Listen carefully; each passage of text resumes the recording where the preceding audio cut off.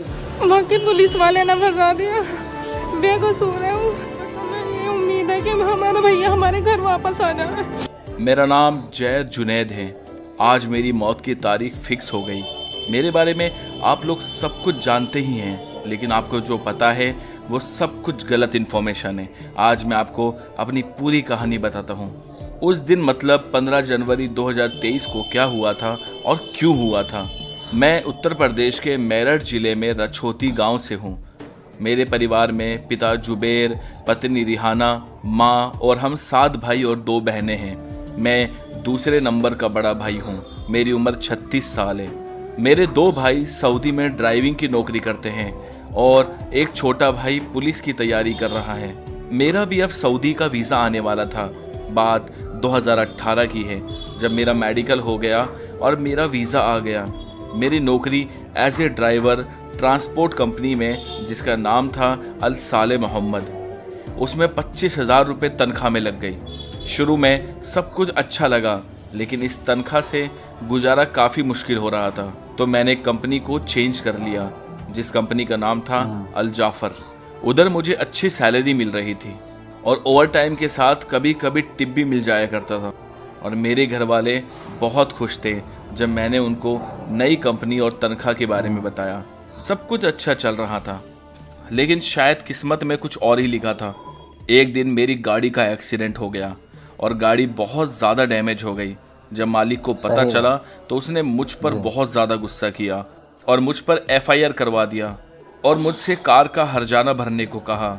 लेकिन अगर मैं 10 साल भी काम करता तो उस गाड़ी का हर्जाना नहीं भर पाता। मेरे पास कोई रास्ता नहीं था, इसलिए मैं ये कंपनी छोड़कर वहाँ से भाग गया। मेरा एक दोस्त बन गया था जो पाकिस्तान से था। उसने मेरी मुलाकात सऊदी के एक लोकल पुलिस वाले से करवाई। उस पुलिस वाले ने मुझे तसल्ली दी कि मैं तुम्हारा केस रफा दफा करवा दूंगा। उसने मुझे खाना खिलाया, कुछ पैसे दिए। वो मेरे लिए एक फरिश्ता था। लगा अब सब कुछ ठीक हो गया और उसने मुझे एज ए ड्राइवर नौकरी पर रख लिया। मुझे उसके बारे में कुछ पता नहीं था, सिवाय इसके कि वो एक पुलिस वाला है और वो मुझे कई बार अपने घर भी लेकर के गया था। मुझे काम करते करते करीब 1 साल हो गया था। ज़्यादातर मेरा एक ही काम था, वो मुझे कुछ बैग देता था और उनको डिलीवर करना होता था। उन बैग्स में क्या होता था वो मुझे नहीं पता था, बस उसके मुझे अच्छे पैसे मिल रहे थे और उनका काम करना भी ज़रूरी था, क्योंकि उनके वजह से मैं बचा हुआ था और मेरे ऊपर एक पुलिस वाले अधिकारी का साया था। मुझे कई बार शक हुआ और इच्छा भी हुई बैग खोलने की, लेकिन लगा कि पुलिस वाला है, ये तो कुछ गलत नहीं करेगा, और कभी हिम्मत भी नहीं हुई। अब आया 15 जनवरी 2023।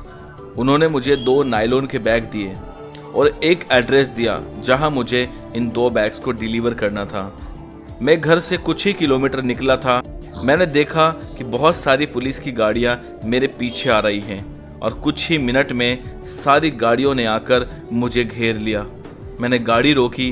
मैं समझ गया था कि पहले वाली कंपनी में जहां मैंने कार का एक्सीडेंट किया था, उसी केस की वजह से मुझे पकड़ा जा रहा है।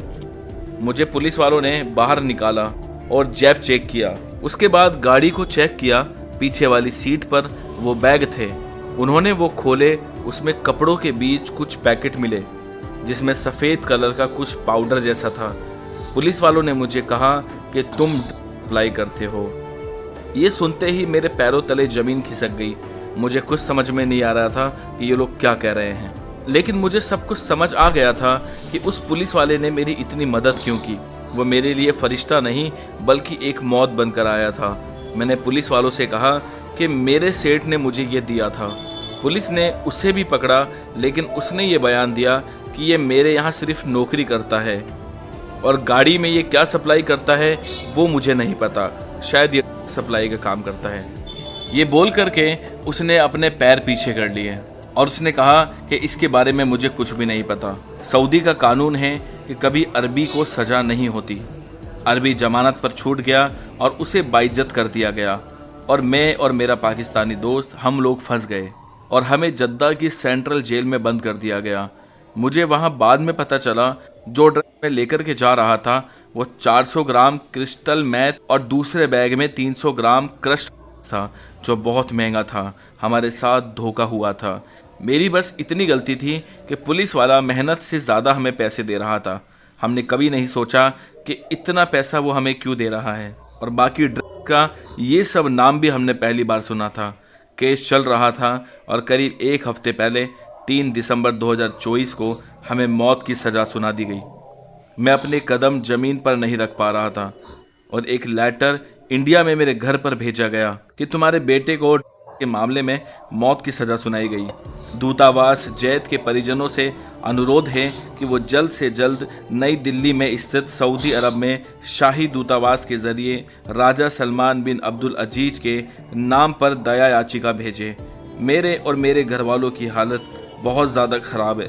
हमेशा याद रखना, एक ही बात कहूँगा, कम कमा लेना लेकिन कभी घर को छोड़ के विदेश मत जाना। मेरी बीवी है, छोटे छोटे बच्चे हैं। मेरे घर वाले चाहकर भी मेरी मदद नहीं कर पा रहे हैं, बस वो रोए जा रहे हैं और मेरे मरने का इंतजार कर रहे हैं। दोस्तों, अगर जल्दी ही कुछ नहीं किया गया तो मुझे बहुत जल्दी सजा दे दी जाएगी। मेरी आप लोगों से दरख्वास्त है कि ज़्यादा से ज़्यादा वीडियो को शेयर करें और मेरी मदद कीजिए ताकि ये सजा रुक जाए। मेरे घर वाले मेरा इंतजार कर रहे हैं। ये जो सब कुछ आपने सुना है, ये मोहम्मद जैद नाम का लड़का किस जुर्म में वहाँ पर फंसाया गया है, किस गुनाह में वहाँ फंसाया गया है, ये सब कुछ आपने देख लिया और सुन लिया है। बस आखिर में आपसे एक ही बात कहना चाहूँगा मैसेज के तौर पर कि आप अपने इलाके में कमाना शुरू करें, बाहर ना जाया करें।